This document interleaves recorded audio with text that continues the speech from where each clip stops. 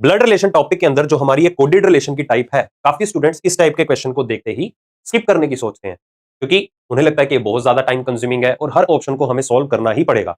But अगर आपको basic tricks का आइडिया है, शॉर्टकट के स्टेप्स का आइडिया है, तो आप इंस्टेंटली इसे सॉल्व कर सकते हो बिना पेन पेपर के। तो उसके लिए आपको ध्यान रखना है, सबसे पहले तो ये केस देखना है, मतलब जो भी हमें ये स्टेटमेंट्स दी जाती हैं, आइडेंटिफाई कीजिए ये सारी की सारी स्टेटमेंट्स जो है वो स्ट्रेट में है या रिवर्स में है।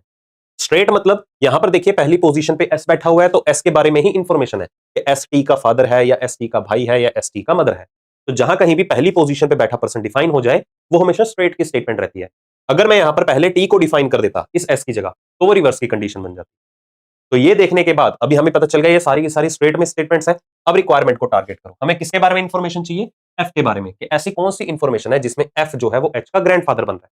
तो अल्टीमेटली अगर एफ का दादा या नाना चाहिए एफ एच का, तो इंफॉर्मेशन तो हमें एफ के बारे में पता होना चाहिए।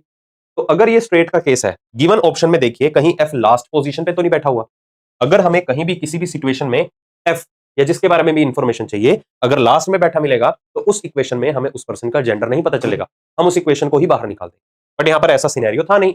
अब दूसरा स्टेप हमारा क्या कहता है कि जिस पर्सन के बारे में इंफॉर्मेशन चाहिए उसका जेंडर क्या है। यहां पर एफ क्या है? एक मेल पर्सन है। तो हमें क्या करना है, जेंडर के अकॉर्डिंगली जेंडर साइन पिक करने हैं। अगर वो एक पुरुष व्यक्ति है तो गिवन इंफॉर्मेशन में से देखिए कौन सा साइन एफ को मेल पर्सन बना सकता है। तो यहां पर ध्यान दे तो एक स्टार का साइन है, एक प्लस का साइन है और एक माइनस का साइन। ये तीन साइन ऐसे हैं जो एफ को मेल पर्सन बना सकते हैं। तो ये मेल वाला साइन हमें कहां देखना है? एफ के तुरंत दाईं ओर, इमीडिएट राइट में। इमीडिएट राइट में ही क्यों देखना है? क्योंकि हमें ये स्ट्रेट का केस गिवन है। तो एफ के इमीडिएट राइट में क्या नहीं चाहिए? डिवाइड का साइन नहीं चाहिए। तो यहां पर देखिए यहां पर एफ के इमीडिएट राइट में डिवाइड का साइन एग्जिस्ट कर रहा है, तो इस इक्वेशन को एलिमिनेट कर दो, क्योंकि यहां पर एफ एक फीमेल पर्सन बना, हमें तो मेल पर्सन चाहिए। बाकी इक्वेशन में देखिए एफ के राइट में मेल वाला साइन है, मतलब वो किसी भी इक्वेशन के अंदर ग्रैंडफादर बन सकता है। तीसरा हमारा स्टेप क्या कहता है कि अगर एफ एच का ग्रैंडफादर है तो उन दोनों के बीच में तो 2 जनरेशन का गैप चाहिए। अगर 2 जनरेशन का गैप होगा तभी तो एफ एच का ग्रैंडफादर बन पाएगा।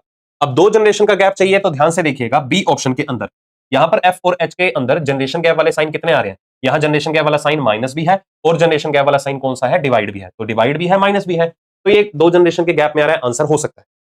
इस ऑप्शन में बात करें, एफ और एच के बीच में जनरेशन गैप वाला साइन सिर्फ एक ही घूम रहा है, दैट इज माइनस का। उसके अलावा तो फिर ब्रदर सिंगल जनरेशन का साइन घूम रहा है। तो मतलब एफ और एच में एक जनरेशन बनेगी, ग्रैंडफादर के लिए 2 चाहिए, तो आप इस इक्वेशन को भी एलिमिनेट कर दो। यहां पर भी देखिए जनरेशन गैप वाला साइन कितने घूम रहे हैं? प्लस का, ब्रदर है, स्टार का साइन क्या रिप्रेजेंट करता है? हस्बैंड। तो यहां पर तो एफ और एच सेम जनरेशन में आएंगे, तो इसको भी एलिमिनेट करो। अल्टीमेटली आपका आंसर क्या आ गया? D option. समझ में आ गया? तो इसी तरह आप ओरल इक्वेशन को सॉल्व कर सकते हो, सेम ट्रिक को फॉलो करते हुए। अगले क्वेश्चन को, वीडियो को पॉज कीजिए और जल्दी से विद इन सेकंड्स के अंदर इसका आंसर जो है कमेंट सेक्शन में बताइए। ऐसे ही शॉर्ट ट्रिक्स के लिए चैनल को सब्सक्राइब भी कर लीजिए।